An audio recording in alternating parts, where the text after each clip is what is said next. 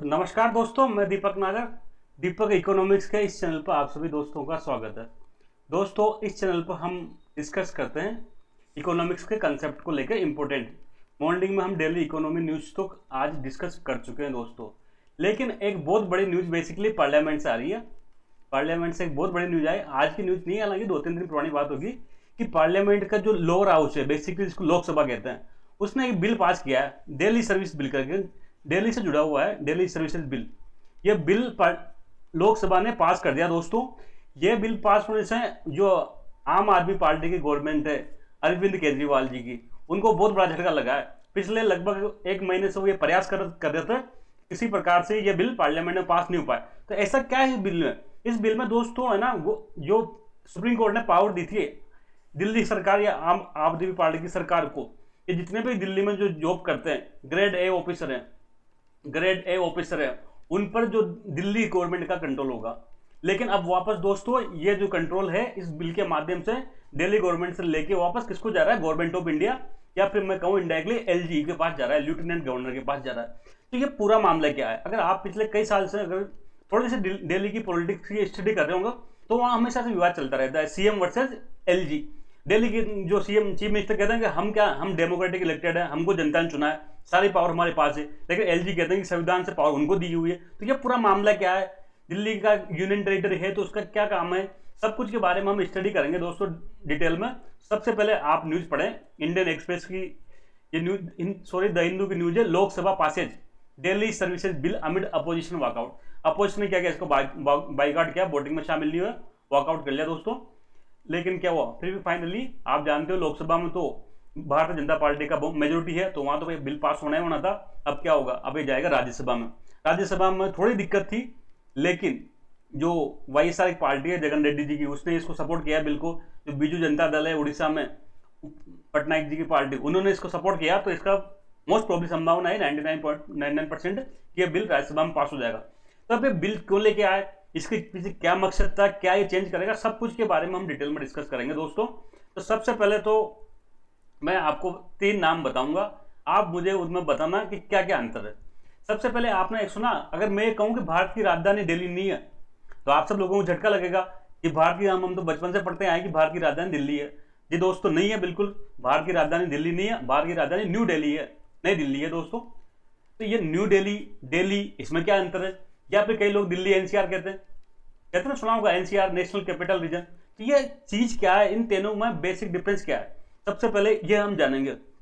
जो दिल्ली सिटी हम कहते हैं ना, दिल्ली शहर, इसका दोस्तों ऑफिशियल नाम है national capital territory, NCT, national capital territory, NCT. तो अब ये तीनों का मैं एक बार में पूरा बता देता हूं। देखो, बेसिकली आप लोगों ने दिल्ली शहर है, जो ये पूरा सिटी है ना, इसको कहते हैं दिल्ली। क्या कहते हैं? दिल्ली कहते हैं। ये बेसिकली यहाँ सीएम बनते हैं अरविंद केजरीवाल जी, यानी कि सीएम है। इसका मैंने बताया ऑफिशियल नेम क्या है, नेशनल कैपिटल टेरिटरी है। इस दिल्ली सिटी में 11 डिस्ट्रिक्ट है दोस्तों। क्या 11 डिस्ट्रिक्ट है? जैसे नॉर्थ दिल्ली हो गया, साउथ दिल्ली हो गया, शाहदरा हो गया, ऐसे क्या इसमें 11 डिस्ट्रिक्ट है। इसी 11 डिस्ट्रिक्ट में दोस्तों बीच में एक सेंट्रल में एक डिस्ट्रिक्ट का नाम है न्यू दिल्ली। ये न्यू दिल्ली क्या है? भारत की कैपिटल है। इंडिया की कैपिटल क्या है? न्यू दिल्ली है। जो अपन हम देखते हैं कनाट प्लेस का एरिया, चाहे वो पार्लियामेंट हो गया या इंडिया गेट, ये इंडिया गेट के आसपास का 4-5 किलोमीटर का एरिया, जिसमें प्रगति मैदान आ जाता है, सुप्रीम कोर्ट ऑफ इंडिया आ जाता है, गवर्नमेंट ऑफ इंडिया के अधिकांश office, north block, south block, president भवन, ये सारे जो आ जाते हैं ना, वो इंडिया की कैपिटल है न्यू दिल्ली। तो दिल्ली में 11 डिस्ट्रिक्ट है, उस 11 डिस्ट्रिक्ट में से एक डिस्ट्रिक्ट है न्यू दिल्ली, वो इंडिया की कैपिटल है। तो आज के बाद हमेशा ध्यान रखना, जो दिल्ली शहर है वो भारत की कैपिटल नहीं है। India capital is new Delhi, जो दिल्ली शहर के 11 डिस्ट्रिक्ट में से एक डिस्ट्रिक्ट है, ठीक है। और जो दिल्ली का ऑफिशियल नाम क्या है? नेशनल कैपिटल जो टेरिटरी, एनसीटी। ये तो होगा दिल्ली शहर के बाद, जिसपे जहां के सीएम बनते हैं अरविंद केजरीवाल जी हैं। लेकिन दोस्तों दिल्ली के आसपास कुछ एरिया है, जैसे कि मैं कहूँ यूपी का, ये दिल्ली के, आपको पता है इसमें क्या पड़ता है? यूपी पड़ता है। तो ये यूपी के कई सारे डिस्ट्रिक्ट, स्पेशली वेस्ट यूपी के, जैसे कि गाजियाबाद हो गया, मेरठ हो गया, या बागपत हो गया, या मुजफ्फरनगर हो गया, ऐसे डिस्ट्रिक्ट। और दिल्ली के इधर बॉर्डर टच होती है किसकी? हरियाणा की। तो हरियाणा के कुछ डिस्ट्रिक्ट, साथ में राजस्थान के 2 डिस्ट्रिक्ट, कौन से जो टच होते हैं उधर हरियाणा से? अलवर एंड भरतपुर। ऐसे दोस्तों दिल्ली के आसपास के 100-200 किलोमीटर के एरिया को मिला के एक एनसीआर बनाते कहते हैं। क्या कहते हैं? National capital region. तो दोस्तों नेशनल कैपिटल रीजन केवल दिल्ली नहीं है, दिल्ली के आसपास का कुछ पार्ट, जिसमें से यूपी शामिल है, वेस्ट यूपी का पार्ट शामिल है, जो हरियाणा का पार्ट शामिल है, राजस्थान की 2 डिस्ट्रिक्ट अलवर भरतपुर शामिल है, इन सबको मिला के कहा जाता है एनसीआर। यहाँ एनसीआर पर दिल्ली गवर्नमेंट की शासन नहीं चलता, यहाँ तो अपने अपने स्टेट गवर्नमेंट का शासन चलता है। जैसे नोएडा है, नोएडा में क्या है, नोएडा भी एनसीआर का पार्ट है, लेकिन नोएडा में दिल्ली गवर्नमेंट की नहीं चलती, नोएडा के लिए अलग से जो यूपी गवर्नमेंट है, यूपी पुलिस है, वो देखती है। ऐसे ही गुड़गांव है, तो गुड़गांव में दिल्ली सरकार की नहीं चलती, गुड़गांव में किसकी चलती है? गुड़गांव में हरियाणा की चलती है।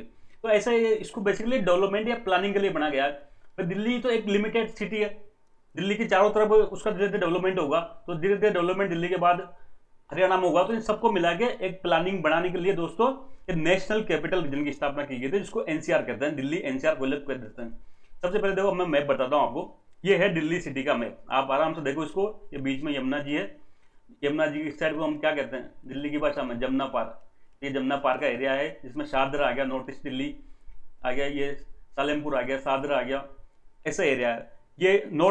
ये इसमें देख सकते हैं टोटल 11 डिस्ट्रिक्ट है। ये इसको कहते हैं नॉर्थ दिल्ली, ये north west Delhi, west Delhi, south west जो द्वारका का एरिया है, ये साउथ दिल्ली, इसमें साकेत वगैरह आते हैं, डिफेंस कॉलोनी, आईआईटी वगैरह आती है। साउथ ईस्ट हो गया, ईस्ट दिल्ली होगी। तो ऐसे 11 डिस्ट्रिक्ट है। इसमें देखो ये बीच में देखो आप, बिल्कुल ये वाला पार्ट मैं इसको बार बार बोल कर रहा था, ये दोस्तों ये डिस्ट्रिक्ट है न्यू दिल्ली। इसमें ज्यादातर जितने भी भारत सरकार के ऑफिस सब यही है, राष्ट्रपति भवन यहाँ है, पार्लियामेंट यहाँ है, और क्या सुप्रीम कोर्ट यहाँ पे है, नॉर्थ ब्लॉक, साउथ ब्लॉक, और गवर्नमेंट ऑफ इंडिया के कई सारे ऑफिस हैं, इंडिया गेट के आसपास का एरिया। तो इसको दोस्तों ये इंडिया की कैपिटल है, ये आप देख लो। जो नॉर्थ दिल्ली ये कैपिटल नहीं है, न पूरी दिल्ली कैपिटल है, ओनली न्यू दिल्ली जो 11 डिस्ट्रिक्ट में से एक डिस्ट्रिक्ट है, ये इंडिया की कैपिटल है। ये वाला पार्ट केवल जो मैंने डार्क रेड किया है ना दोस्तों, चाहे मैं आपको इसको येलो कलर से भी बता सकता हूँ, ये जो मैं अभी इसको येलो कर रहा हूँ, ये बेसिकली ये जो पार्ट है कनाट प्लेस के आसपास का 5-7 किलोमीटर का एरिया है, ये न्यू दिल्ली है, ये इंडिया की कैपिटल है। तो ये हम समझ गए।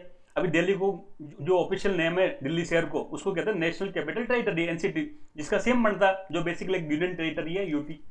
इसके बाद हम दिल्ली एनसीआर में बताया, दिल्ली के आसपास का जो ये वेस्ट यूपी का एरिया, शामली हो गया, मुजफ्फरनगर हो गया, बागपत, मेरठ, गाजियाबाद, हापुड़, बुलंदशहर, ऐसे डिस्ट्रिक्ट हो गए। फिर हरियाणा के कई सारे डिस्ट्रिक्ट शामिल है, गुड़गांव हो गया, फरीदाबाद, पलवल, नूह हो गया, रेवाड़ी, झज्जर, ऐसे कई सारे डिस्ट्रिक्ट शामिल है।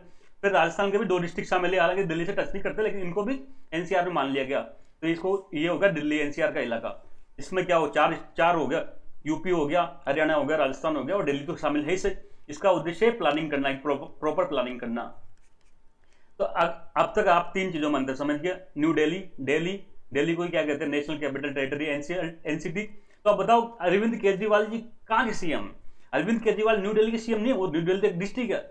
अरविंद केजरीवाल जी बेसिकली दिल्ली, जिसको नेशनल कैपिटल टेरिटरी कहते हैं, इसके सीएम है। ये बेसिकली एक यूनियन टेरिटरी है। क्या है? यूनियन टेरिटरी, यूटी है। बचपन से पढ़ते आए हम, 7 यूटी सुनते थे पहले, तो यूटी है दिल्ली। इसके बाद में है ना एनसीआर के पास उनके पावर, उनके पास केवल दिल्ली में एक लिमिटेड पावर है। ठीक है बात यहां तक। अब इसके बाद दोस्तों विवाद क्या हुआ, ये हम देख सकते हैं। देखो सबसे पहले तो जो इस बिल का नाम है दिल्ली सर्विसेज बिल कहते हैं बेसिकली, हालांकि इसका official name Delhi services bill नहीं है, ये तो एक अनऑफिशियली समझने के लिए कहा गया। असली जो इसका नाम है the government of national capital territory of Delhi amendment bill. The government of कहाँ की? एनसीटी की, नेशनल कैपिटल टेरिटरी जो बिल है 2023, बेसिकली 1991 में एक एक्ट लेके आई थी, पार्लियामेंट ने एक्ट पास किया था एनसीएलटी, जो गवर्नमेंट ऑफ एनसीटी करके, उसमें ये अमेंडमेंट करेगा। अमेंड करने के लिए बिल लेके आए। अभी पूरी कहानी देखेंगे, आप थोड़ा सा धीरे बना के रखिए, समझते रहे। तो दिल्ली का हम अंतर समझिए, नेशनल कैपिटल टेरिटरी को ऑफिशियल नेम है दिल्ली का, ये सिटी है, यूनियन टेरिटरी भी है, सीएम बनते हैं यहाँ पर। टोटल इसके अंदर 11 डिस्ट्रिक्ट है, एक डिस्ट्रिक्ट न्यू दिल्ली है, जो दिल्ली की 11 डिस्ट्रिक्ट से एक है, इंडिया की कैपिटल है। इंडिया गेट के आसपास का जो एरिया है 5-8 किलोमीटर का, वो बेसिकली न्यू दिल्ली कहलाता है। ठीक है बात यहाँ तक। इसके बाद मैंने बता दिया आपको नेशनल कैपिटल रीजन एनसीआर, इसमें दिल्ली, यूपी, हरियाणा, राजस्थान का पार्ट शामिल है, प्लानिंग एंड डेवलपमेंट के लिए बनाया गया। अब नेशनल कैपिटल टेरिटरी एनसीटी मैंने बता दिया, दिल्ली का ऑफिशियल नाम है। एनसीएलटी में इंडिया की कैपिटल है, इसलिए आजादी के बाद क्या हुआ, अब इसको पूरी कहानी सुन लो दोस्तों। ठीक है, 1947 से हम सबको आजादी मिल गई। अब आजादी के बाद कितने स्टेट बने? और कई सारे स्टेट या कई सारे सिटी ऐसे ज्योग्राफिकल लोकेशन थी कि उनको है ना राज्य नहीं बनाया जा सकता था, उनको यूटी का दर्जा दिया गया, यूनियन टेरिटरी। अब दोस्तों अब आप कहोगे सर स्टेट और यूटी में क्या अंतर होता है। दोस्तों स्टेट का तो अपनी गवर्नमेंट होती है, अपने सब कुछ पावर होती है, लेकिन यूटी का जो प्रबंधन होता है ना, मैनेजमेंट, वो भारत सरकार के अंडर में होता है डायरेक्ट। जैसे कि चंडीगढ़, तो चंडीगढ़ का प्रशासन सीधा गवर्नमेंट ऑफ इंडिया करती है, वहां पर एक प्रशासक अपॉइंटमेंट करती है, इसको लेफ्टिनेंट गवर्नर वगैरह कहते हैं, उसके द्वारा डायरेक्ट कंट्रोल करती है, ठीक है। लेकिन यूटी भी दो प्रकार की होती है दोस्तों। यूटी भी क्या होती है, टू टाइप की होती है। एक तो जहां विधानसभा नहीं है, विदाउट लेजिस्लेचर, जहां उसकी विधानसभा नहीं है, यहां पे 100% पावर किसके पास होती है, 100% पावर गवर्नमेंट ऑफ इंडिया के पास होती है, सब कुछ यही करती है, कानून भी यही बनाती है, सब कुछ इसी के पास होता है। ऐसे कई सारे हैं, जैसे कि चंडीगढ़, जैसे कि ऐसे कई सारे हैं। इसके बाद कुछ यूटी में क्या है, लोकल प्रशासन करने के लिए एक विधानसभा भी बना दी, यूटी विद लेजिस्लेचर। इसमें जैसे कि दिल्ली है, पुडुचेरी है, और जम्मू कश्मीर का भी जब वो 370 हटाई थी तब यही कहा था कि भाई ये यहां पे क्या होगा, यूटी विद लेजिस्लेशन बनाएंगे इसको। तो दोस्तों ये तो बात होगी पूरी कहानी। अब ये लेजिस्लेशन में क्या होता है, इसमें दो पावर होती है, कुछ पावर तो गवर्नमेंट ऑफ इंडिया के पास में होती है, कुछ पावर तो गवर्नमेंट ऑफ इंडिया के पास में, भारत सरकार के पास होती है, कुछ पावर जो निर्वाचित विधानसभा से सीएम बनता है ना, इस सीएम के पास में होती है। तो एक तरह से शक्तियों का बंटवारा हो गया, कुछ पावर तो गवर्नमेंट ऑफ इंडिया, तो उसके द्वारा अपॉइंटमेंट होता है, एक ऑफिसर होता है जिसको एलजी कहते हैं सामान्य दिल्ली में, तो लेफ्टिनेंट गवर्नर, इसके पास पावर है। कुछ जो पावर होती है वो सीएम के पास होती है। तो ऐसे अब पूरी कहानी हम दिल्ली की सुनेंगे दोस्तों। आजादी के बाद एक तो क्या है, तो दिल्ली का एक पार्ट क्या है, न्यू दिल्ली, या दिल्ली को मैं एनसीटी कहूंगा, नेशनल कैपिटल टेरिटरी, इसका एक पार्ट क्या है, दिल्ली है, न्यू दिल्ली है। अब ये क्या है, इंडिया की कैपिटल है, तो भारत की कैपिटल है, पूरी दुनिया से यहाँ क्या आते हैं, पूरी दुनिया की यहाँ एम्बेसी है, पूरी दुनिया से यहाँ पर क्या होते हैं, कई सारे एम्बेसडर वगैरह आते हैं। तो ऐसी स्थिति में किसी स्टेट गवर्नमेंट को यहाँ पावर देना उचित नहीं है। स्टेट गवर्नमेंट का वैसे भी अन्य देशों से संबंध नहीं होता है, दूसरे देशों के साथ संबंध बनाना गवर्नमेंट ऑफ इंडिया की रिस्पॉन्सिबिलिटी होती है। तो इसलिए इस दोस्तों इसको जो दिल्ली को है बेसिकली स्टेट का दर्जा नहीं दिया गया, इसको बेसिकली यूटी का दर्जा दिया गया। यूटी भी कौन सी, विदाउट लेजिस्लेशन, एक तरह से इसको क्या माना, यूनियन टेरिटरी, ठीक है, यूनियन टेरिटरी माना, और विदाउट लेजिस्लेशन, कोई एमएलए कुछ भी नहीं बनेगा। 100% काम कौन देखेगा, 100% काम यूटी में भारत सरकार एक प्रशासक अपॉइंटमेंट करेगी, जिसको कहते हैं लेफ्टिनेंट गवर्नर, लेफ्टिनेंट गवर्नर, या एलजी साहब कहते हैं ना, कौन एलजी, कहां से आ गया एलजी, कहते हैं केजरीवाल जी, वो एलजी यही है। तो सारा प्रशासन सब कुछ पावर किसके पास में, एलजी के पास में। बजट ये लेके आएंगे, कानून कौन बनाएगा, कानून संसद बनाएगी, विधानसभा तो है नहीं ना, तो सारा कानून पास करेगा संसद, और ये लागू कराएगा लेफ्टिनेंट गवर्नर। किसी प्रकार के स्टेट गवर्नमेंट कुछ भी नहीं है, यूटी है, और कोई एमएलए कुछ भी नहीं बनेगा। लेकिन धीरे धीरे दोस्तों, धीरे धीरे वहां पर क्या हुआ, दिल्ली में क्या हुआ, एक डिमांड स्टार्ट हुई, क्या हुई, डिमांड स्टार्ट हुई कि भाई हमको क्या किया जाए, हमको स्टेट का दर्जा दिया जाए। वहां की जनता ने धीरे धीरे मांग करी, कई सारी पॉलिटिकल पार्टी थी जो लोकल, कांग्रेस बीजेपी दोनों शामिल थे, उसमें लगे कि भाई हमको भी क्या किया जाए, स्टेट की मांग की जाए। यूटी है ना, तो हमारा कोई इलेक्टेड रिप्रेजेंटेटिव है, ना कोई एमएलए है, हमारी बात कोई सुनने वाला ही नहीं है, तो क्या किया जाए, हमको राज्य का दर्जा चाहिए। तो ऐसे चलता रहा। 1987 में एक कमेटी बनाई थी दोस्तों, बालकृष्ण कमेटी बनाई थी बेसिकली। ये कमेटी ने क्या किया, रिकमेंड किया कि ठीक है बात, ये जो आम जनता की मांग है वो सही है, पर इसको है ना यूटी नहीं बनाया जाए, इसको क्या स्टेट नहीं बनाया जाए, यूटी विद लेजिस्लेचर बनाया जाए। क्या किया जाए, यूटी विद लेजिस्लेचर बनाया जाए, ठीक है बात यहां तक। तो इसी की जो कमेटी ने रिकमेंड किया, उसके बाद में पार्लियामेंट ने बेसिकली 69th कॉन्स्टिट्यूशन अमेंडमेंट किया, संविधान में संशोधन किया, 69 कॉन्स्टिट्यूशन अमेंडमेंट किया 91 में, ठीक है। इस अमेंडमेंट के तहत एक संविधान में एक आर्टिकल जोड़ा गया 239AA, ठीक है। साथ में बेसिकली एक तो ये अमेंडमेंट पास किया गया कॉन्स्टिट्यूशन में, साथ में एक कानून भी बनाया, वो जिसमें अभी हम संशोधन कर रहे हैं, government of NCT, national capital territory act 1991। दो काम किए, एक तो कॉन्स्टिट्यूशन में अमेंडमेंट किया और आर्टिकल 239AA जोड़ा, साथ में एक एक्ट भी बनाया उसको और जरा डिटेल में इंप्लीमेंट करने के लिए, government of national capital territory act 1991, ये एक्ट पास किया गया। इसके तहत क्या किया गया, दिल्ली को स्टेट का दर्जा नहीं दिया गया, दिल्ली आज भी स्टेट नहीं है, दिल्ली तो आज भी यूनियन टेरिटरी है, दिल्ली आज भी क्या यूनियन टेरिटरी है, पर किसका? अब यहाँ पर विधानसभा की स्थापना करी without legislation, sorry with legislature. यहाँ पर क्या किया गया, विधानसभा की स्थापना की गई। तो अब क्या बनेंगे? एमएलए बनेंगे, सीएम बनेंगे, तो कुछ पावर इनको भी दी गई।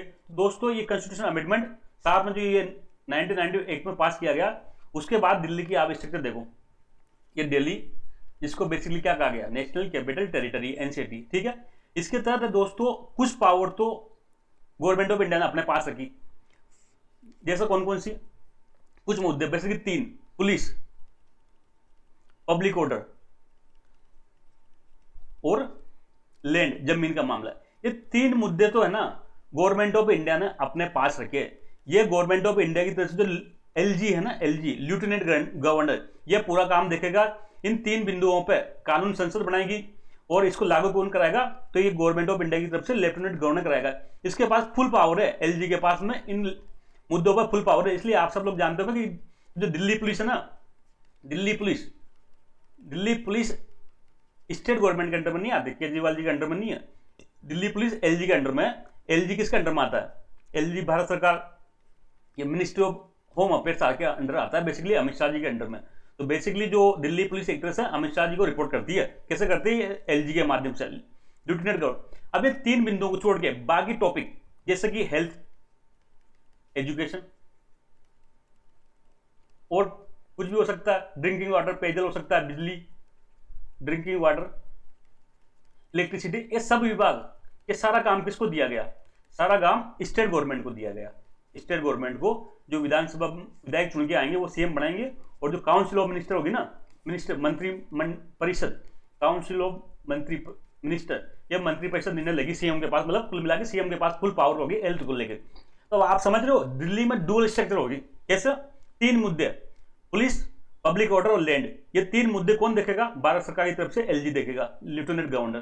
साथ में बाकी मुद्दा जितने भी हैं, हेल्थ के, एजुकेशन के, ड्रिंकिंग वाटर के, इलेक्ट्रिसिटी के, वो सब स्टेट गवर्नमेंट देखेगी। स्टेट गवर्नमेंट में आप सब जानते हो जितने भी मंत्री होते हैं वो बेसिकली मंत्रिमंडल की मीटिंग होती है, उसमें सब कुछ डिसाइड होता है। तो सीएम, चीफ मिनिस्टर और उसके मंत्री सब कुछ काम देखेंगे। ये इस प्रकार से मोटा मोटा बंटवारा हो गया। पर अब विवाद क्या हुआ? विवाद ये तो हो गया काम। अब स्टेट गवर्नमेंट का पावर आ गई, बिजली का काम ये देखेंगे, ट्रांसपोर्ट का काम ये देखेंगे, पानी का ये देखेंगे, लाइट का, हेल्थ का, स्वास्थ्य, शिक्षा, सब कुछ ये देखेंगे। लेकिन समस्या क्या है? समस्या है दोस्तों कि दिल्ली है। अब इसमें कई सारे गवर्नमेंट ऑफिसर भी होंगे। तो एक तो यहाँ पर भारत सरकार की तरफ से ग्रुप ए ऑफिसर होते हैं। आप सब जानते हो यूपीएससी क्या करती है? ग्रुप ए ऑफिसर की अपॉइंटमेंट करती है और वो यहाँ पर भर्ती होते हैं। एक दोस्तों एक कैडर होता है डानिक्स करके। अगर आप में से किसी ने दोस्तों यूपीएससी का फॉर्म भरा हो या एडवर्टाइजमेंट देखा हो, तो उसमें क्या होता है, जैसे कि कोई आईएएस बन गया तो फिर उसको काडर अलॉट होता है। राजस्थान काडर तो राजस्थान में काम करेगा, यूपी काडर तो यूपी में काम करेगा। ऐसे दोस्तों एक दानिश करके एक काडर होता है दिल्ली, अंडमान निकोबार, बेसिकली जितने भी यूटी है ना, जितनी भी यूनियन टेरिटरी है, इन सब के लिए वो काडर होता है। तो जिस आईएएस को डानिश काडर मिल जाता है, वो फिर जितनी भी यूटी है ना, यूनियन टेरिटरी, वहां घूमता रहता है, कभी दिल्ली में, कभी अंडमान निकोबार में, कभी पुडुचेरी में, ऐसे ही वो घूमता रहता है। तो दानिश काडर के एम्प्लॉय यहाँ पे होंगे। अब इनको लेके एक तो ग्रुप ए ऑफिसर और एक दानिश करके एम्प्लॉय, तो इनको लेके विवाद होगा कि भाई इनको कंट्रोल कौन करेगा? इनको कंट्रोल की पावर किसके पास होगी? ट्रांसफर की पावर। इनको कौन ट्रांसफर करेगा? कहां कौन सी पोस्टिंग मिलेगी? कैसे चलेगा काम? यह सब कौन करेगा? तो दोस्तों इसके बाद क्या होता है, बेसिकली 1993 से लागू हुआ था ये। तो ये परंपरा ये थी कि भाई सीएम के ऊपर कौन है? Lieutenant governor. तो ये क्या करते थे, सीएम इनको भेजते थे, क्या करते थे, इनको राइटिंग में भेजते थे, और बाकी ये अपॉइंटमेंट कौन करता था? एलजी करता था। एक तरह से सपोज करो बात आपको, जैसे कि हेल्थ डिपार्टमेंट किसके पास में है? हेल्थ डिपार्टमेंट स्टेट गवर्नमेंट के पास है, तो इसका सबसे बड़ा बॉस कौन होगा? हेल्थ सेक्रेटरी होगा। अब ये हेल्थ सेक्रेटरी की अपॉइंटमेंट कौन कर रहा है? एलजी कर रहा है, एलजी कर रहा है। तो बताओ ये एलजी अगर हेल्थ सेक्रेटरी की अपॉइंटमेंट करेगा, ट्रांसफर करेगा, तो ये सीएम की बात सुनेगा क्या? सीएम की बात, ये हेल्थ मिनिस्टर की बात सुनेगा क्या? नहीं सुनेगा। लेकिन दोस्तों मोटा मोटी ये चल रहा था, कोई ऐसा विवाद नहीं था। पहले भी जब वो शीला दीक्षित जी की गवर्नमेंट थी, तब दिल्ली में यूपीए की गवर्नमेंट थी, तब तालमेल बैठा रहता था, कोई विवाद नहीं होता था। लेकिन असली विवाद हुआ जब दिल्ली में अरविंद केजरीवाल जी की आम आदमी पार्टी की सरकार बनी 2015 में। ठीक है, आम आदमी पार्टी की 2015 में गवर्नमेंट बन गई। अब यहाँ पे स्टेट गवर्नमेंट सीएम बन के कौन? अरविंद केजरीवाल जी। इधर कौन है, government of India, PM Narendra Modi ji. अभी इन्होंने अपॉइंटमेंट कर रखा एलजी को। एलजी के पास 3 पावर तो है से, ये तो आपको पता है, पब्लिक ऑर्डर, पुलिस और लैंड, ये 3 तो पावर है। बाकी पावर सारे इनके पास है, बाकी पावर जो रिमेनिंग पावर है।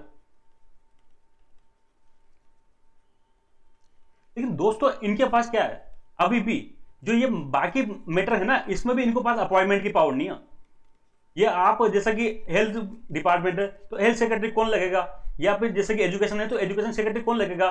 जितने भी ग्रुप ए ऑफिसर है वो डानिश कैडर के है ना, ये इसको अपॉइंटमेंट नहीं कर सकता। अपॉइंटमेंट कौन कर रहा था, गवर्नमेंट ऑफ इंडिया ही कर रही थी। तो अब बताओ, अगर गवर्नमेंट ऑफ इंडिया ही सारे सेक्रेटरी को अपॉइंटमेंट करेगी तो ये जो जितने भी ब्यूरोक्रेट्स हैं ये सीएम की बात मानेंगे क्या? इसके पास पावर ही नहीं है। सीएम के पास सोचो, शिक्षा सचिव को का ट्रांसफर करने का पावर नहीं है, होम सेक्रेटरी का ट्रांसफर करने का पावर नहीं है, एजुकेशन सेक्रेटरी, इलेक्ट्रिसिटी सेक्रेटरी, जितने भी सीनियर आईएएस वगैरह हैं, जितने भी और भी ग्रुप है की जितने भी कैडर के पोस्ट है, उसको ये सीएम कुछ नहीं कर सकता।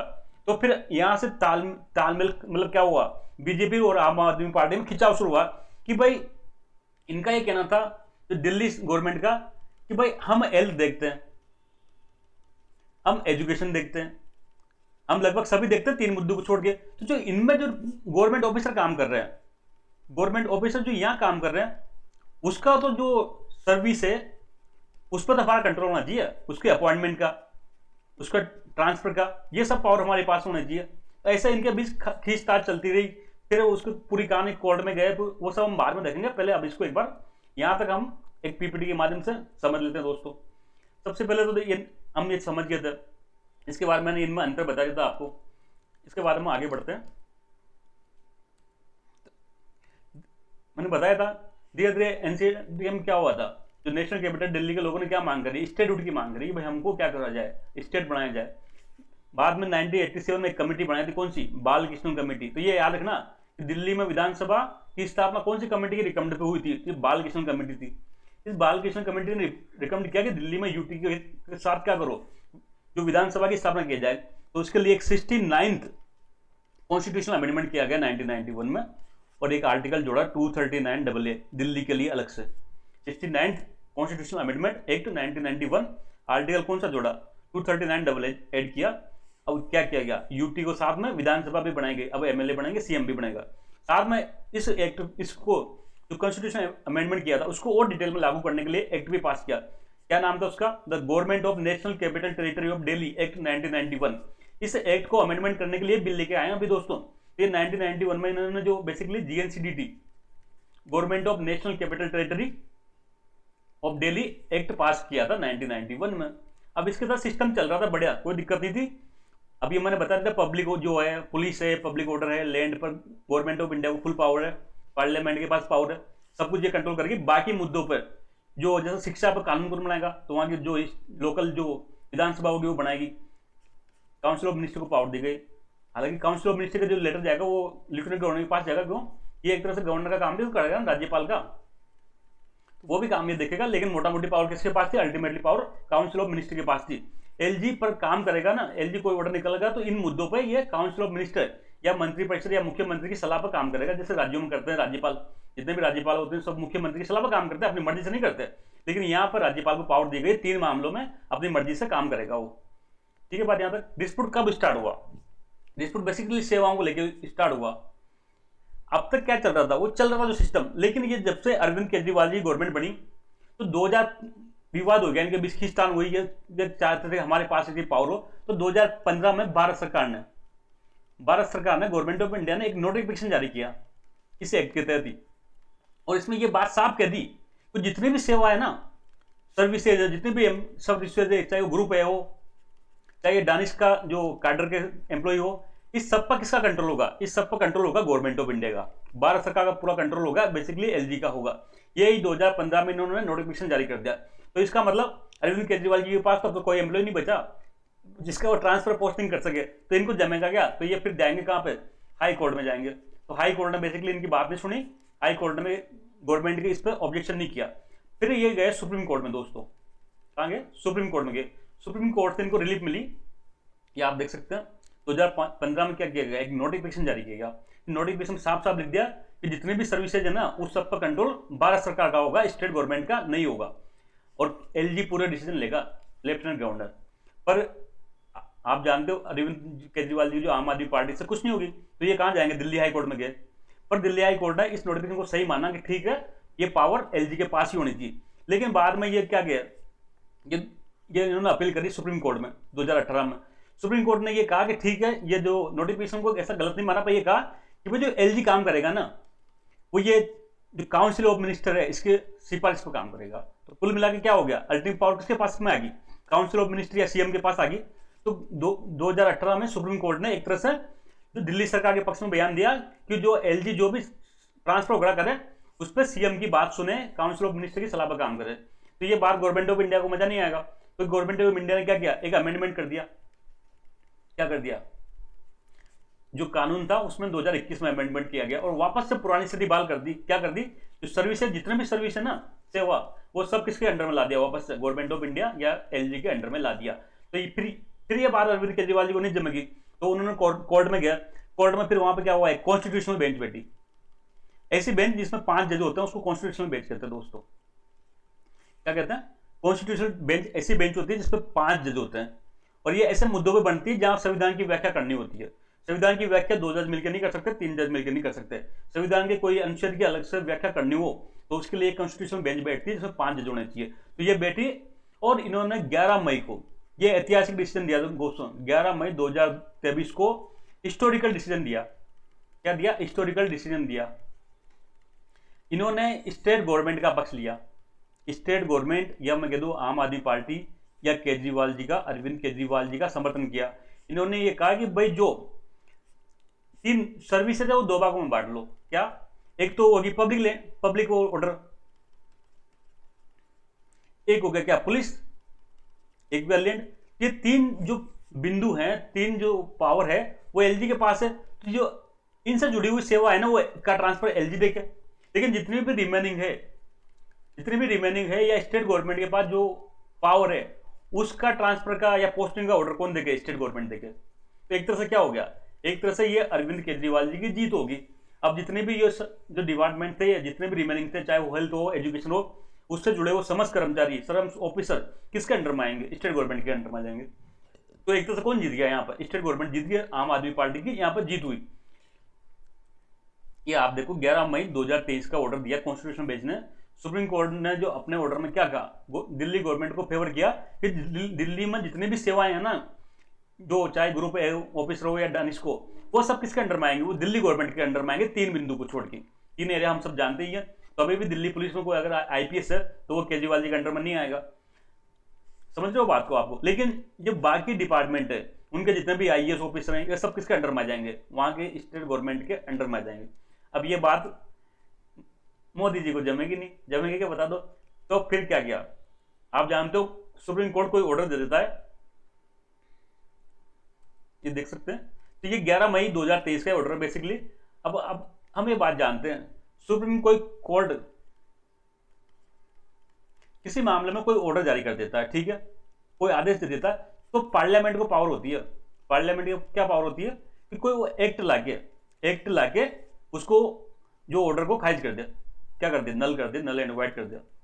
पार्लियामेंट को पावर होती है भाई कि पार्लियामेंट, जैसे सुप्रीम कोर्ट ने कहा कि भाई ये लेकिन अगर पार्लियामेंट उस एक्ट में अमेंडमेंट कर दे, एक्ट में अमेंड करके ये बात लिख दे क्या कि जो ट्रांसफर की पोस्टिंग की पावर होगी वो किसको होगी, वो एलजी को होगी, तो फिर सुप्रीम कोर्ट क्या कर सकते हैं। तो इसलिए इन्होंने क्या किया, सुप्रीम कोर्ट के इस ऑर्डर को खारिज करने के लिए अगले सप्ताह, नेक्स्ट वीक में, मतलब मई की बात है, एक ऑर्डिनेंस जारी कर दिया। उस टाइम पार्लियामेंट क्या थी, सेशन बनी थी, तो अध्यादेश जारी कर दिया।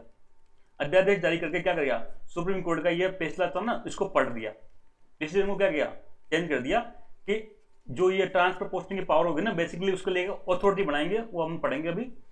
सेंट्रल गवर्नमेंट ने सुप्रीम कोर्ट की वर्डिक्ट को टर्न करने के लिए क्या किया, एक ऑर्डिनेंस जारी कर दिया। दिल्ली में ग्रुप ए सर्विसेज की ट्रांसफर पोस्टिंग के लिए क्या किया, एक संस्था बनाई, नेशनल कैपिटल सिविल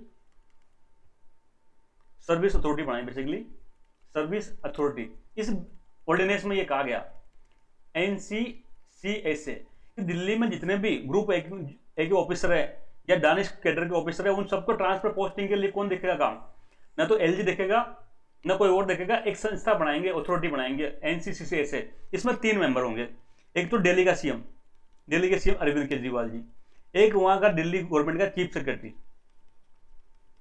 ठीक है, और एक कौन होगा, एक होम सेक्रेटरी दिल्ली गवर्नमेंट का। और ये तीनों मिलकर क्या करेंगे, मेजोरिटी डिसीजन करेंगे। इसको कहानी सुनना आप ढंग से। सुप्रीम कोर्ट ने आदेश में ये कहा था कि भाई जो सर्विसेज है 3 बिंदु को छोड़ के बाकी सबका जो है ना पावर किसके पास में होगी, स्टेट गवर्नमेंट के पास में होगी। अब भारत सरकार को ये जमीन नहीं, तो भारत सरकार ने एक ऑर्डिनेंस पास कर दिया। ऑर्डिनेंस में ये कह दिया कि भाई ट्रांसफर, ये पोस्टिंग की पावर एक संस्था को दी जाएगी, एनसीसीएसएस को, national capital civil services authority को दी जाएगी।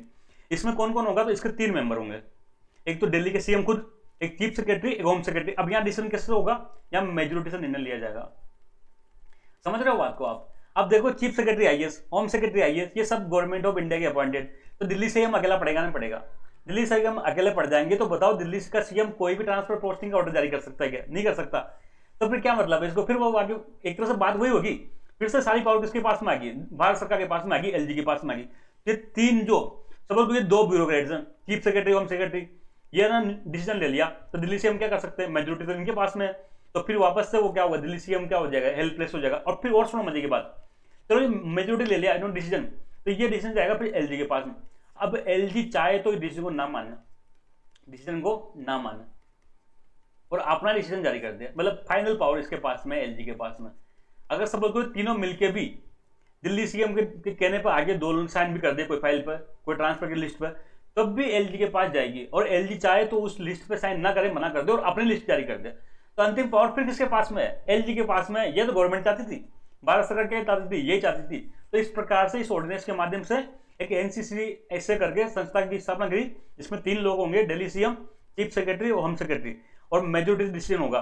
लेकिन ये मेजोरिटी डिसीजन मानने को लेफ्टिनेंट गवर्नर एलजी साहब बाध्य नहीं है, वो अपनी मर्जी से निर्णय ले सकते हैं। तो इसका क्या मतलब है, इसका मतलब कान घुमा के पकड़ा इस बार, सीधा नहीं कहा कि अंतिम पावर एलजी के पास में होगी, घुमा के कहा ये अथॉरिटी बना दी 3 लोगों की जबरदस्ती।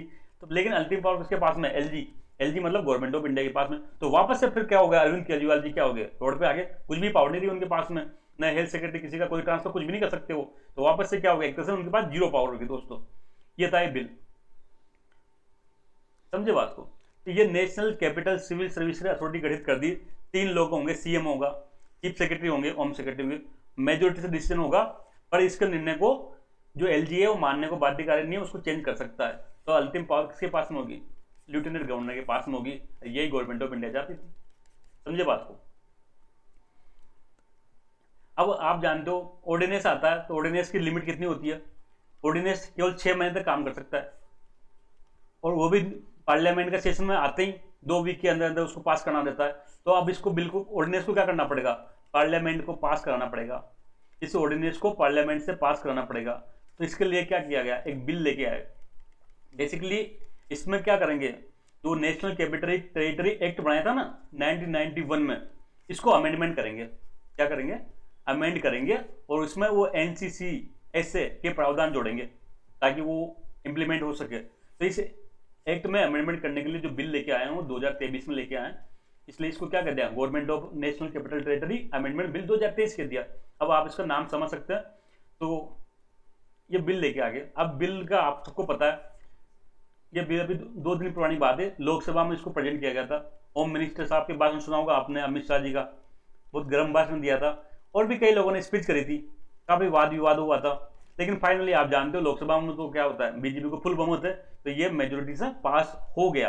विपक्ष ने क्या किया, विपक्ष के लोगों ने वॉकआउट कर दिया, वो उसमें वोटिंग में शामिल नहीं हुए। अब ये कहाँ जाएगा, अब ये जाएगा राज्यसभा में दोस्तों। अगर राज्यसभा इसको पास कर देगी तो ये फिर प्रेसिडेंट के पास जाएगा साइन होने के लिए, और फिर ये इंप्लीमेंट हो जाएगा, और साइन होते ही जो सुप्रीम कोर्ट का ऑर्डर है वो खारिज हो जाएगा। तो दोस्तों ये बात है। अब असली लड़ाई राज्यसभा में होगी। क्यों, राज्यसभा में बीजेपी के पास मेजोरिटी नहीं है दोस्तों। जो एनडीए है ना, नेशनल डेमोक्रेटिक अलायंस, इसके पास मेजोरिटी नहीं है। ये इधर उधर से जोड़ के काम चलाया, कैसे चलाया मैंने बता दिया। एक जगन रेड्डी ने समर्थन किया, एक जो पटनायक साहब है, नवीन पटनायक जी उड़ीसा के सीएम, उनकी पार्टी ने समर्थन किया। तो ऐसा ये जोड़ तोड़ हो गई। अब देखते हैं राज्यसभा में काफी भड़काऊ भाषणबाजी होने वाली है। आप जरूर देखना जिस दिन ये राज्यसभा में, मुझे लगता है मंडे ट्यूजडे को आ जाएगा, तब देखना उस दिन मजा आएगा बहुत ज्यादा। तो ये थी पूरी बात यहाँ तक। अब ये तो दोस्तों इसके सब प्रयोजन हो गया। अब कौन सही है, क्या सही, कौन सही है, कौन गलत है, क्या क्या तर्क है। सबसे भाई गवर्नमेंट ऑफ इंडिया ऐसा कर रही है तो इनका कुछ बयानबाजी होगी, और स्टेट गवर्नमेंट या आम आदमी पार्टी कहते हैं, इनका भी तो कोई मुद्दा होगा ना, तो ये जानेंगे। सबसे पहले तो हम आम आदमी पार्टी का तर्क जानते हैं। आम आदमी पार्टी या अरविंद केजरीवाल जी क्या कहते हैं कि भाई जो ये बिल है ना, ये बिल बेसिकली ये क्या है, ये डेमोक्रेसी के खिलाफ है। क्या है? डेमोक्रेसी के अगेंस्ट में। सबसे मेन आर्गुमेंट ये है दोस्तों, डेमोक्रेसी के अगेंस्ट में। दिल्ली के लोगों ने किसको चुना? दिल्ली के पीपल ने दिल्ली को चुना, मतलब दिल्ली गवर्नमेंट को चुना। दिल्ली गवर्नमेंट मतलब आम आदमी पार्टी अरविंद केजरीवाल की चुना। तो इनके पास इतना भी पावर नहीं है क्या कि ये अपने जो अंडर आने वाले कर्मचारी हैं उनके ट्रांसफर पोस्टिंग कर सके? भाई तीन बिंदु को छोड़ दो, तीन जो मुद्दे हैं, पुलिस, ये पब्लिक ऑर्डर और लैंड, इन तीन की बात नहीं कर रहे। ये तीन का ठीक है, क्योंकि राष्ट्रीय राजधानी क्षेत्र है, राजधानी है, तो तीन चीजें गवर्नमेंट ऑफ इंडिया के पास रखे, कोई दिक्कत नहीं। लेकिन जो बाकी मुद्दे हैं, बाकी डिपार्टमेंट है, बाकी जो सेवा है, इनका पावर तो इनके पास ही होनी चाहिए, तभी तो इनकी बात सुनेंगे। अगर हेल्थ सेक्रेटरी का ट्रांसफर करने का पावर सीएम के पास नहीं है तो उसकी बात क्यों सुनेगा? वो गवर्नमेंट ऑफ इंडिया एलजी की बात सुनेगा। तो ये क्या लोकतंत्र के खिलाफ है? एक तरह से क्या हो रहा है, ये ब्यूरोक्रेटिक स्टेट बन रहा है, ब्यूरोक्रेटिक स्टेट बन रहा है। बाबूशाही कहते हैं जिसको, ब्यूरोक्रेटिक स्टेट में सब कुछ डिसीजन जब ऑफिसर लेंगे, चुनी हुई सरकार के मंत्री के पास में, सीएम के पास में कोई पावर नहीं होगी, तो फिर ये क्या, ये कोई लोकतंत्र होता है क्या? लोकतंत्र में तो अंतिम पावर किसके पास में होती है? जो सरकार होती है, जनता ने जिसको चुना है उनके पास होनी चाहिए, सीएम के पास होनी चाहिए, मिनिस्टर के पास होनी चाहिए। लेकिन यहां तो कुछ ही पावर नहीं है उनके पास में, तो ट्रांसफर की पावर है, कुछ भी नहीं है। तो डेमोक्रेसी के अगेंस्ट में। साथ में इससे कोई भी पॉलिसी या डेवलपमेंट के प्रोग्राम लागू नहीं किए जा सकते। जब शिक्षा मंत्री के अंडर में कोई शिक्षा के अधिकारी सुनते नहीं है बात उनकी, शिक्षा सेक्रेटरी नहीं सुनता, ज्वाइंट सेक्रेटरी, डायरेक्टर कोई सुनता नहीं है, तो कोई भी पॉलिसी डेवलपमेंट लागू कर पाएगी गवर्नमेंट? नहीं कर पाएगी। तो ये आज क्या हुआ, दिल्ली के डेवलपमेंट के भी अगेंस्ट है, डेमोक्रेसी के तो अगेंस्ट है। साथ ही साथ में ये जो फेडरलिज्म है, संघवाद, संघवाद का सीधा सा मतलब होता है केंद्र और राज्यों के बीच में शक्तियों का बंटवारा होता है, उसके हिसाब से उनको काम करना चाहिए। ये फेडरलिज्म के खिलाफ है। दिल्ली की अपनी गवर्नमेंट है, दिल्ली की जो अपनी गवर्नमेंट है, इसको अपने मामले में फुल पावर होनी चाहिए दोस्तों, लेकिन कोई पावर नहीं है। सारी पावर कहां ले ली? सारे ट्रांसफर इनकी पावर किसने ले ली? गवर्नमेंट ऑफ इंडिया या एलजी साहब ने ले ली। और एलजी का कौन सा चुनाव होता है बताओ? तो एलजी का इलेक्शन होता है क्या? जब सब कुछ पावर इनके पास में, एलजी के पास में, तो जितने भी हेल्थ सेक्रेटरी हो गया, एजुकेशन सेक्रेटरी, किसकी बात सुनेंगे? वो एलजी की बात सुनेंगे, वो सीएम की बात नहीं सुनेंगे। तो ये संघवाद के खिलाफ भी है। तो ये तीन मुख्य रीजन है जो आम आदमी पार्टी का कहना है बेसिकली। बस it is the against democracy के खिलाफ है। डेमोक्रेसी में अंतिम पावर किसके पास होनी चाहिए? अकाउंटेबिलिटी किसके पास में? जो इलेक्टेड पीपल होते हैं, चाहे वो एमएलए हो या मिनिस्टर हो या सीएम हो। ये संघवाद के खिलाफ है, क्योंकि जो इसके दिल्ली गवर्नमेंट के इसमें बिना बात ही क्या कर रही है, इंटरफेयर कर रहे हैं। साथ में इससे कोई पॉलिसी, कोई डेवलपमेंट लागू नहीं हो सकता। मान लो दिल्ली का कोई सीएम कोई एजुकेशन के लिए कोई प्रोग्राम बनाता है, अब वो एजुकेशन सेक्रेटरी को इंटरेस्ट ही नहीं है, क्यों? एलजी साहब नहीं चाहते ऐसा वो दूसरी तरह से हो, तब तो फिर संकट ही संकट है ना, कैसे लागू होगा? ये तो हमने इनकी बात सुनी। दूसरी बात, अब गवर्नमेंट ऑफ इंडिया क्या कहती है? मोटा भाई ने लंबी चौड़ी स्पीच दी थी कल, ministry of home affairs, minister of home affairs गृह मंत्री है, उसी के अंडर में एलजी आता है बेसिकली, एलजी। तो इन्होंने क्या कहा? सबसे पहले कहा कि भाई ये फेडरलिज्म का सिद्धांत यहाँ लागू नहीं होता। फेडरलिज्म का सिद्धांत क्या होता है? यहाँ लागू नहीं होता। क्यों? आप लोग कह रहे हो फेडरलिज्म कहाँ होती है? कहाँ होती है? केंद्र और राज्य के बीच में होती है। दिल्ली राज्य है नहीं। कई लोगों ने बार बार कहा कि भाई दिल्ली राज्य के अधिकार कम कर दिए, तो इन्होंने कहा कि भाई दिल्ली स्टेट है क्या? दिल्ली तो स्टेट है नहीं। दिल्ली क्या है? Union territory. ये नहीं भूलना चाहिए।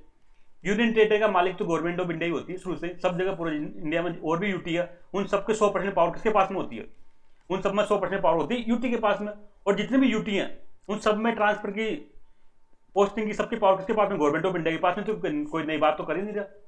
सारी पावर गवर्नमेंट ऑफ इंडिया के पास में होती है, जितनी भी यूटी है। तो दिल्ली अलग से थोड़ी है। दिल्ली तो क्या है? यूनियन टेरिटरी, दिल्ली स्टेट नहीं है, इसलिए फेडरलिज्म का कंसेप्ट दिल्ली पे लागू नहीं होता। और सारे जितने भी यूनियन टेरिटरी देश में, चाहे वो पुडुचेरी हो, चाहे दमनदीप हो, चाहे फिर अंडमान निकोबार हो, सब में सारी पावर किसके पास में होती है? सर्विस ट्रांसफर की, वो गवर्नमेंट ऑफ इंडिया के पास में होती है। तो इसलिए हमने ऐसा तो कुछ नया कर ही नहीं रहा ना। साथ में दूसरी बात का कि 1991 में जब से दिल्ली में विधानसभा बनी, तब से लेकर 2015 में तक कई सारी गवर्नमेंट आएगी। बीजेपी की गवर्नमेंट थी दिल्ली में, तब केंद्र में कांग्रेस की गवर्नमेंट थी। जब कांग्रेस की गवर्नमेंट दिल्ली में थी तब बीजेपी की गवर्नमेंट दिल्ली में थी, मतलब भारत सरकार की, तो ऐसा उल्टा पुल्टा होता रहा, लेकिन कभी कोई प्रॉब्लम आई नहीं। ये तो केजरीवाल जी की बदमाश है, ये इनको प्रॉब्लम दिखती है बार बार में। ये तो इनका मुख्य उद्देश्य क्या है? इनका मुख्य उद्देश्य विवाद खड़ा करना। भाई इतने साल से कोई समस्या नहीं आए, लगभग है ना, कितना टाइम हो गया, 25 साल से सरकार चल रही थी। शीला दीक्षित सीएम थी, तब बीजेपी की सरकार थी, नरेंद्र मोदी जी पीएम बन गए थे। और उसके पहले भी कई, जैसे कि अटल बिहारी जी के टाइम पे, सॉरी, जैसा कि शीला दीक्षित सीएम थी,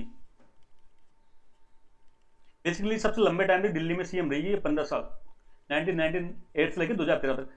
तब पीएम कौन थे बीच में, आप सबको पता है इस टाइम, अटल बिहारी जी। तब कोई विवाद नहीं हुआ। कांग्रेस का सीएम, बीजेपी का पीएम, कोई विवाद नहीं था।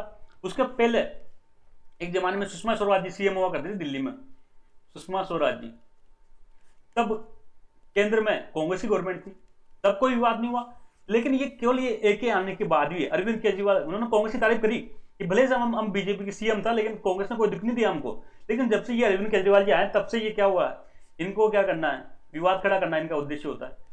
तो इसलिए ऐसे कोई नया प्रोविजन लेके नहीं आए, पहले से जो प्रोविजन था वही लेके आए, उसमें कोई ज्यादा कोई चेंज तो किया नहीं गया ना। और ये तो पहले से 1998 से के बाद से जो दिल्ली में सारी पावर होती है सर्विसेज की, वो एलजी के पास होती है, तो हमने क्या इसमें नया किया है, ये इनका कहना था। तो दोस्तों अब आप सोच लो क्या सही है क्या गलत है, ये तो डिसाइड आप करोगे। क्या करोगे? डिसाइड आप खुद करोगे, मैं इस पर नहीं करूंगा, योरसेल्फ आप इसमें डिसाइड करो। फिर भी अगर मुझसे मेरा ओपिनियन पूछते हो,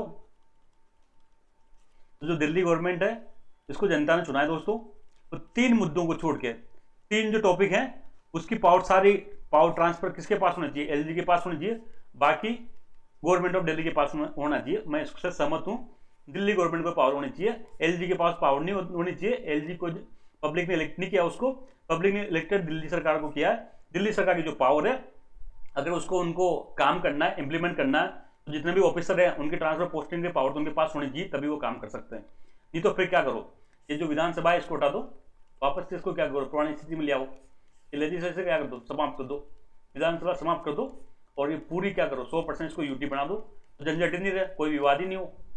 यह मेरा मानना है। तो देखते क्या होता है, अभी राज्यसभा में जाएगा, हालांकि फिर इसके पास पावर है, किसके पास, आम आदमी पार्टी फिर क्या कर सकती है, जो ये कानून बनेगा उसको सुप्रीम कोर्ट में चैलेंज कर सकती है। फिर वहाँ क्या होता है, ये लंबी कहानी है, चलती रहेगी। तो दोस्तों यहाँ तक के लिए इतना है, जल्द मिलेंगे, तब तक के लिए थैंक यू, जय हिंद।